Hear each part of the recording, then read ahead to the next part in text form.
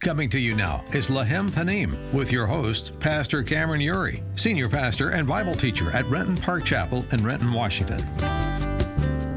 What do you and I do when the storms of life hit hard? Maybe you're going through a storm right now. If so, our story today should be an encouragement to you. In the book of Mark, chapter 4, verses 35 through 41, we come across what then seemed an unsurmountable storm. It reads, "On that day, when evening had come, he, Jesus, said to them, 'Let us go across to the other side.' And leaving the crowd, they took him with them in the boat just as he was, and other boats were with him.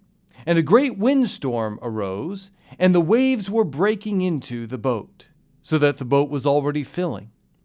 But he was in the stern, asleep on the cushion. And they woke him and said to him, 'Teacher, do you not care that we are perishing?' And he awoke and rebuked the wind and said to the sea, 'Peace, be still.' And the wind ceased, and there was a great calm. He said to them, 'Why are you so afraid? Have you still no faith?' And they were filled with great fear and said to one another, 'Who then is this, that even the wind and the sea obey him?'" Last week we began our discussion of the tabernacle, the tent that was the dwelling place of God as God moved with his people on their journey through the wilderness. And in this tent, God met his people in an amazing way. And in this tent were several pictures to help us understand the nature of the Holy One and how we are to come into his presence and what his presence means for you and for me. And we'll be discussing each of these in the weeks to come. But before we do, I want to connect for you the abiding presence of God in the tabernacle with the abiding presence of God in the person of Jesus Christ.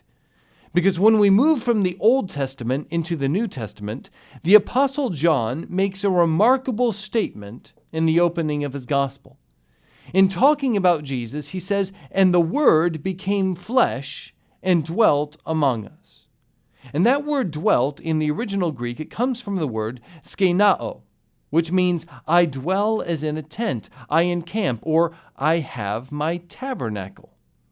So what John is saying is that the very presence of God tabernacled with us in the flesh of Jesus Christ. In Jesus, the abiding presence of God has been revealed. And this is what makes this passage so important as the disciples begin to try to understand the identity of this rabbi from Nazareth that they've begun to follow. They ask in verse 41, "Who then is this?" And that's the question every person, including you and I, must come to answer. Who is Jesus? And of course, in and through numerous signs like the one in our passage today, Jesus demonstrates to us that he's nothing less than the Lord of heaven and earth, the creator of the universe, the very God who performed wonders in and delivered his people from Egypt, who walked with them in a pillar of cloud and fire to guide them, who parted the Red Sea, who fed them with manna in the wilderness, who quenched their thirst with water that he miraculously produced from a rock. This very God, John is saying, he met in the flesh, in the person of Jesus Christ. And in the sign that Jesus performs in our passage today, he's giving us a remarkable demonstration not only of who he is, but how our own lives can be forever different when we place our faith and trust in him. It says, "On that day when evening had come, he said to them, 'Let us go across to the other side.' And leaving the crowd, they took him with them in the boat just as he was, and other boats were with him." Now Jesus, he is exhausted.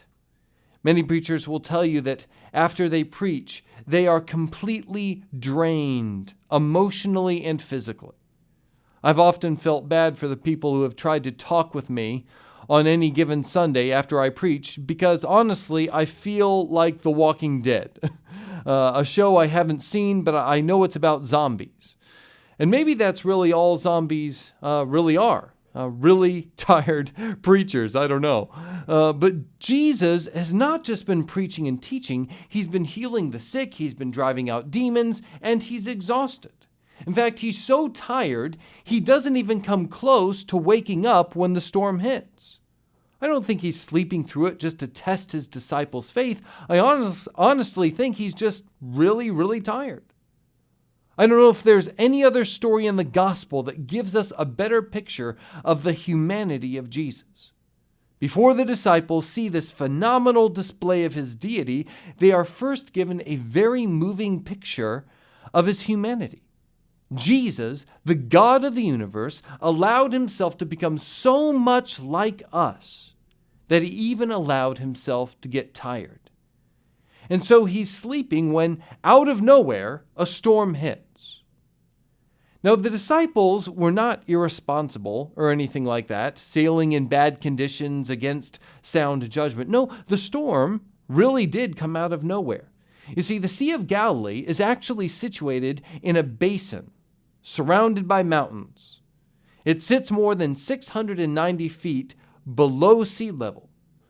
Now, you have Mount Hermon on the north, which rises 9,200 feet. And so you have obviously cool air coming down from Mount Hermon, combined with the cool air from the Mediterranean that's drawn through the mountain passes. And from May to October, strong winds will sweep through the gorges and hit that hot, humid air which lies on the Sea of Galilee. And that will produce these sudden, violent storms. And they're unpredictable. And this is exactly what happens. It says, "And a great windstorm arose, and the waves were breaking into the boat, so that the boat was already filling." Now, the disciples were used to dealing with windstorms. But this storm was something much more powerful. The word translated windstorm can mean whirlwind. It was a storm that had the properties of a hurricane. This was a storm that, to these experienced fishermen, was so above and beyond anything that they had experienced before, they thought they were going to drown. J. Vernon McGee, in his commentary, suggests that this was not a natural storm at all, but rather a demonic attempt of Satan to destroy Jesus. And he may be right. So Jesus, it says, he was in the stern, asleep on the cushion, and they woke him and said to him, "Teacher, do you not care that we are perishing?" And he awoke and rebuked the wind and said to the sea, "Peace, be still." Now be honest, how many of you are at your best in the morning? I was remarking to my wife, Tanya, the other day about how it seems like there are so many jokes about how people are useless before they've had their coffee, to the point where I guess I'm just tired of hearing these jokes. But then I think about myself, how useless I am right after I wake up. Jesus, when he wakes up, not just from a nap, but a very deep sleep, he's not even at his best. He's probably, like anybody would be, a bit groggy. He probably looks a little bit disheveled. His hair may be a bit of a mess. Mark says he was sleeping on a cushion. He's being tossed around on a boat. Jesus here in this passage is not at his best. He's at his weakest. And that's usually when satanic attacks come. And yet Jesus doesn't need a moment to gather himself or get his coffee or anything like that. In fact, while we often have this image of Jesus standing up and maybe like a Lord of the Rings movie, like a powerful wizard, like Gandalf said, "Thou shalt not pass." Here we have, Jesus, he's not standing up and saying, "Peace, be still," in some kind of authoritative way. Do you know we actually have no indication in the text that Jesus ever even stood up? There's no description of him doing anything dramatic.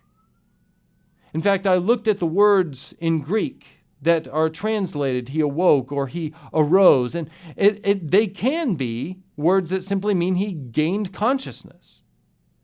And when you consider that the common windstorm on the Sea of Galilee could produce waves as high as 20 feet, and that this storm was much worse, I'm telling you, nobody is standing up in this boat. The protocol for a windstorm during that time was to take down the sail, so that it would not be damaged and so that you could more easily maneuver the boat without having to fight the wind beating against your sail. And then you would oar fearlessly, relentlessly towards wherever it is that you're trying to get to. And everybody on board the ship would be doing this. Everyone except for Jesus.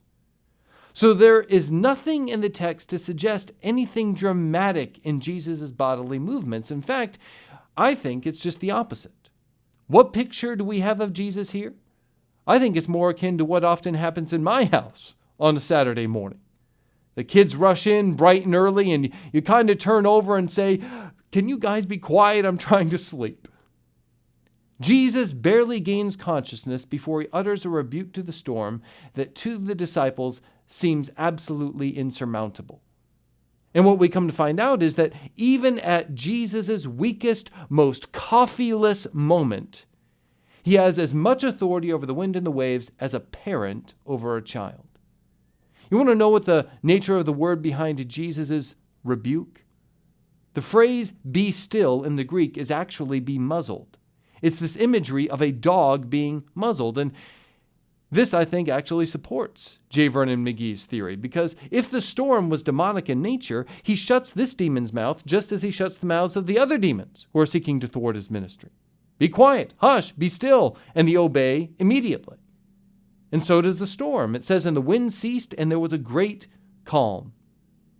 Now, storms usually subside gradually. Not the case here. Here, Jesus speaks a word, and the storm ceases instantly. I asked my son last night as I read this story to him why the wind and the waves obeyed Jesus, and he said that it was because Jesus was the great, great, great. And that's exactly right. He is the great, great, great. He is God. And because he is God, whatever storm you might be facing, I guarantee you that problem is not too big for God either. And while we never have to wake Jesus up, we do have to recognize his presence with us and invite him into those situations that we are facing. And when we do, he will move. So let us therefore be a people who recognize his presence and give every storm over to him so that we might experience that same peace, that same stillness in our own lives as well. Can we do that? Let's give it all to him. Our fear, our anxiety, because the God of the universe is in the boat with us. Amen.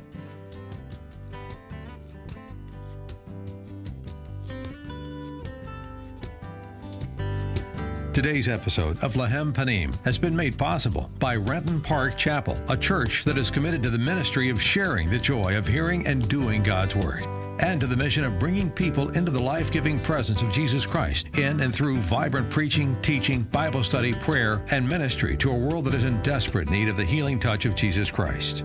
If you'd like to learn more about our ministry here at Renton Park Chapel, or would like to request any of our messages here on Lechem Panim, you can visit us online at rentonparkchapel.org or lechempanim.org. You can also find us on both Facebook and Twitter. We look forward to hearing from you, and thank you for listening. And may you know all the fullness of having in your life the bread of the presence of God.